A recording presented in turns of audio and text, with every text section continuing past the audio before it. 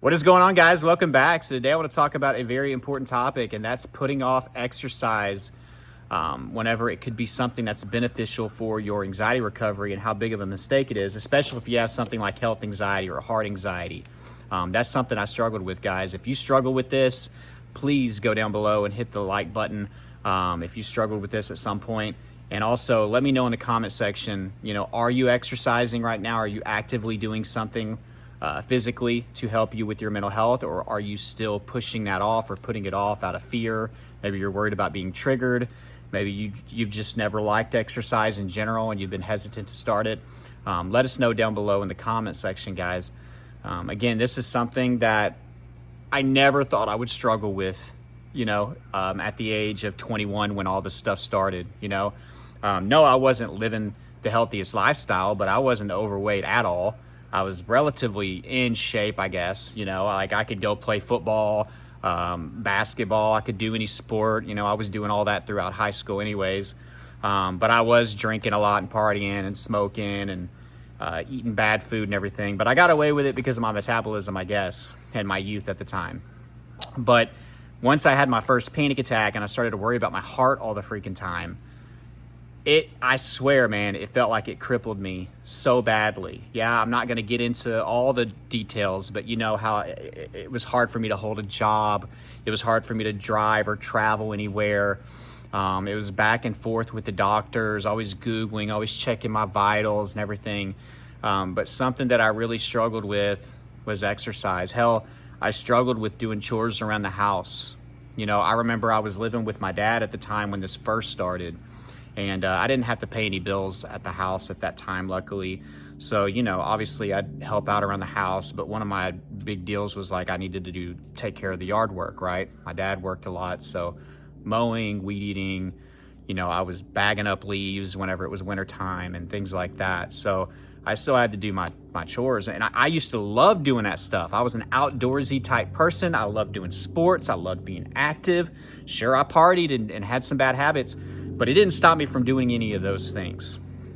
Well, fast forward after my panic started and my heart anxiety and health anxiety started, and I was having all these symptoms all the time, like something that would have taken me an hour and a half to mow the front backyard, the side pieces, and then do some weed eating was taking me like 3, 4, 5 hours because I felt like I would have to stop. I'd have to catch my breath. It didn't help that obviously during mowing season, it's warmer. I live in East Texas, so it's humid, it's hot. All through mowing and growing season, right? So I had to combat that. That would also trigger me. I have a couple of videos on that if you ever want to go check those out about how heat can trigger your anxiety. So I was dealing with that as well, but it was taking me a long time. Whenever I used to be able to just knock that out quick, man, knock that out quick. So doing something like that, I would stop, check my heart rate. Oh my God, it's going too fast. Even though it was like, sure, I was sensitive to these things and I was afraid and I had the anticipatory anxiety, so my heart rate would be faster than maybe somebody that didn't have anxiety. But it wasn't some crazy thing. I was like, oh no, I just can't risk it. I can't risk it. So I would stop. So basically I started living like a heart patient. I talked about this in yesterday's video I talked about just a fast heart rate and some things that you had to get away from, and being sedentary and living like a heart patient, always checking your vitals is something that's going to keep the bad energy going to your heart. And it's just going to cause the fast heart rate, the chest pains, all these things, numbness, tingling, shortness of breath, panic attacks. We have to get away from that lifestyle. Well, I was in the middle of it. So I'm taking all these breaks because I just don't want to risk it. That was my deal. I always thought there was like a 50-50 chance that I could have a heart attack because I had trust issues with my doctors. I didn't have any good acceptance. Sure, I knew that like deep in my heart, I felt like this was probably anxiety, but that voice wasn't the loudest voice. It was a tiny voice. And whenever I would have symptoms, the louder voice was like, oh my God, this is it. Or what if this is different? Guys, I would get so scared over the silliest of tasks, like things that a 21-year-old in the shape that I was in should not be worried about. Bringing in groceries, going upstairs, walking around, if we're out and about shopping, doing things like that, having to move a piece of furniture, helping somebody move something. Anything, guys, raking leaves. I better slow down when I'm doing the dishes. Don't want that heart rate. And meanwhile, I'm just constantly checking, Stop checking. Stop checking. It's not doing you any favors. I don't care if it's bringing you comfort. You're still a prisoner to checking, and you're staying in this issue. You're creating this issue. You are living like a heart patient amongst all the other things. You're doing your extra research. You're joining all these heart-related Facebook groups. You're not doing any activity, right? You don't want to get your heart rate up. You're not exercising, which I'm about to get to. You're living like a heart patient.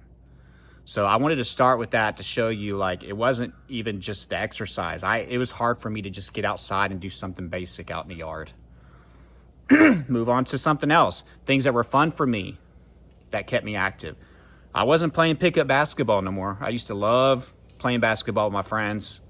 I loved it. We did it all the time. I used to love, we didn't play like flag football. We'd play straight up tackle football with no pads. We'd go out to the field and get together. Loved doing that. Definitely was not doing that. Are you kidding me? Because I was either playing quarterback or receiver, and I scored a lot. I mean, I was fast and everything. There's no way I was about to do any of that sprinting. Are you kidding me? Heck no. So I wasn't doing that. I loved to golf before. Me and my buddies, we'd get a case of beer and we'd go out and we'd golf and be out in the hot sun. Man, there was like 2 different occasions where I had to go back to the truck, and one time we had to leave, man. And one time, unfortunately, it pissed off my friends because we'd been looking forward to it. And, in some ways, I don't blame them. They're not going to fully understand what I'm going through. I feel like I'm dying over here. I'm going to have a heart attack out here on the golf course, even though I wasn't.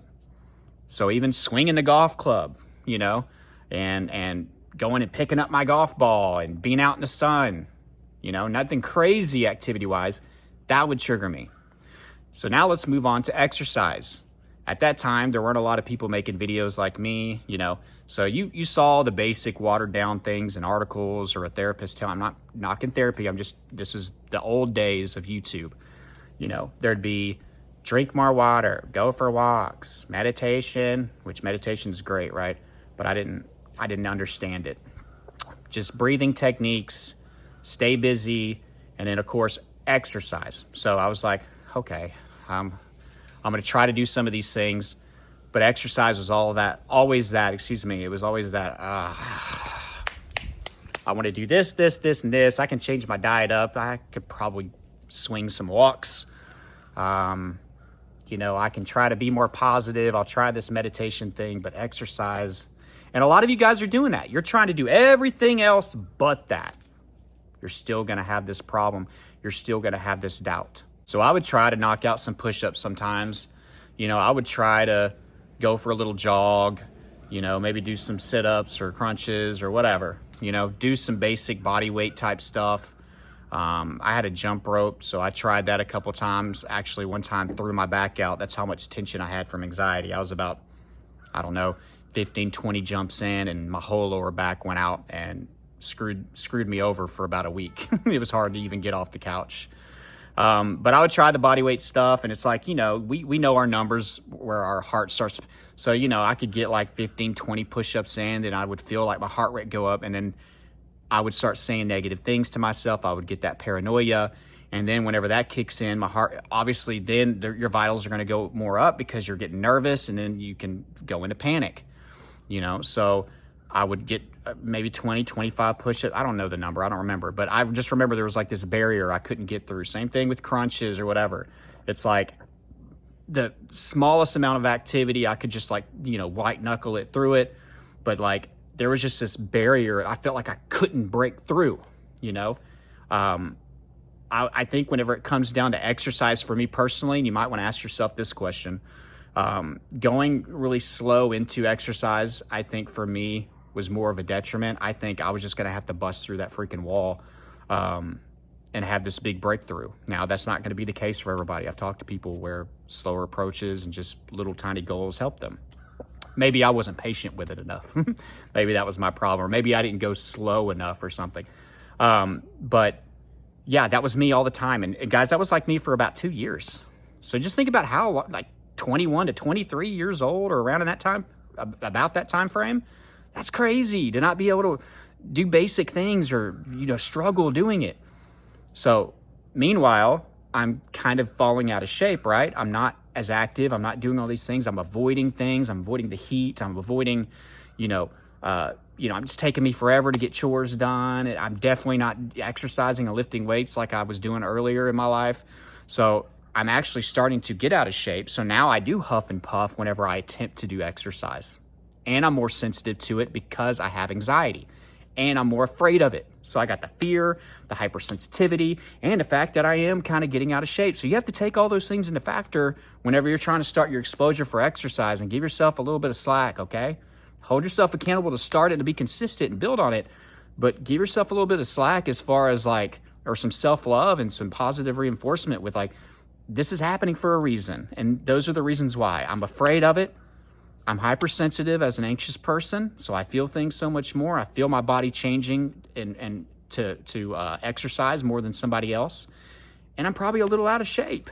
Not I'm gonna die out of shape, but I'm just a little bit out of shape. And while I'm speaking of that, being out of shape and everything, of course, I hope it's understood that if you haven't been to a doctor, you need to go do that and get checked out and all that, all right? If you haven't, then this video really isn't for you, because you're never gonna really know anyways. You're gonna always doubt. So if you haven't been checked out, do that. I'm not trying to play your doctor or anything with all this stuff. That's an understood thing. I've been to the doctor before I made my breakthrough. So let's fast forward a little bit. I know I could talk about this for 30, 45 minutes. Finally, I came to a breaking point with the exercise part anyways. And, I was having another anxiety attack at night, my favorite time to have them. And I was about to get up and go to the ER or go sit in the parking lot or something along those lines. And, I got up out of bed. My heart was racing, pounding, chest was tight. And, I got a little angry, a little frustrated. And I was like, at the end of the day, they're going to tell me the same thing probably, because I've been here a million times. I'm scared, but this doesn't feel so much different than any other time.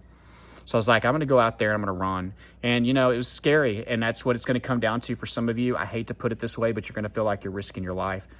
So I went out there thinking there's a 50-50 chance I'm going to die. It's 2:00 in the morning. It's ice cold outside. Someone's going to find me all frozen up in the parking lot in my apartment complex at the time. But I went outside and I started to run, and it wasn't just a small jog. And whenever I felt my heart rate, going and all that stuff, it was already pounding. So I really couldn't tell the difference anyways at this point. I just kept going. I was like, there's a barrier. I got to break through it. I have to know. And I think that's what was different this time. I had to know. I got to know if I'm going to die or not. And that sounds crazy, but that's what we feel like when it comes to it. I had to freaking know. So I did that 10, 12, 15 minutes, pretty fast jog, not sprinting. I'd say if I was running, I'd probably say I'm running at 50%, which is decently fast for 10, 15 minutes. So I did that. Whenever I was done, I was kind of tired. I was like, oh, man, But I was like, oh, my God. I'm actually breathing normally. I'm breathing fast, but I'm breathing normally because it's in a good rhythm compared to what it usually is whenever I'm having panic attacks. It's not really a hyperventilating type breathing. I'm thinking more clearly. I don't have the jitters. I don't have all that nervous, shaky energy anymore. And, I was messing with my heart rate, one of my favorite things to do. And it was actually a little lower than what it was whenever I was in the midst of my panic attack laying in bed. And I was like, oh my God. And for the first time I could accept, you can go to the doctors and do all this stuff and get all the check. You need to do all that. I mentioned it earlier. But at the end of the day, you need evidence, man. You need that stress test. Some of you have gotten it from a cardiologist, but you're still not willing to give yourself a stress test by running or working out. That's what I needed. Finally, I believed everything that the doctor said. I was out there celebrating by myself, looking like a fool. But one of the things that was frustrating was I put it off. And I was angry after that. I was like, man, if I would have done this a long time ago, I wouldn't be as deep into this crap.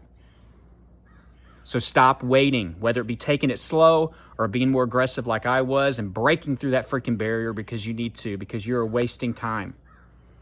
It's great to go, obviously, get your reassurance. You have to do that. There are steps to this. Getting reassurance, finding out you're not alone, trying to get a little routine together, trying to be more positive, working on some of the root causes. But the elephant in the room is you got to start working out and doing exercise to prove that your heart can handle it so you believe it. And once you believe it, your subconscious will start to trust you over time. And then you can do it every day. And this is how important this is. You can work out in the morning, sweat. That's what I urge you guys to do. That's what I tell everybody to do. Sweat first thing in the morning after you hydrate. Don't get on your phone and this other crap. Now you have evidence the rest of the day when you're sitting on the couch, when you get up quickly and your heart starts to beat and you get worried like, oh, I stood up too quick and my heart's beating, or whenever you bring up groceries up the stairs to your apartment, or when you're having to mow the yard or do the dishes, or maybe you got a physical job, and usually you'd be like, oh my God, I'm about to have a heart attack. You can be like, I had a workout this morning. That's what you guys are missing out. It would have happened then. See what you're missing out on? Evidence for the rest of the freaking day. That's how important it is to not put this off. You're going to be scared. Focus on bravery and courage. Don't worry about not being scared. Focus on bravery and courage. It's going to feel like you're taking a risk. Only do this, guys, if you've been checked out and told you're healthy, right? And you've gotten some testing done, all right? That's it on that part. But you have to get through that barrier. If you can take baby chunks, do it. But if you feel like you're just stuck, if you're frustrated, if you're upset, if you're mad, take it out on anxiety, man, and improve yourself. And then you're just going to wish you would have did this a long time ago. I hope you enjoyed this video, guys. If you want more help, more extensive help with your recovery process, check out Elite Anxiety Bootcamp. I'm going to put that down below in the description and in the first pinned comment. I'm about to post a review today on my IG, but I'm going to go ahead and read it here on this video. I have had anxiety panic disorder my whole life, but was not diagnosed until 23 years old. Taking my vitals, calling someone, and having EMTs check on me out was a regular thing. I came across the Trey Jones TikTok page, and after some time, I purchased the boot camp. Every day I woke up and got right on what I was to do that day. This boot camp changed everything. I don't check my vitals. I don't call someone for reassurance, and I can now work.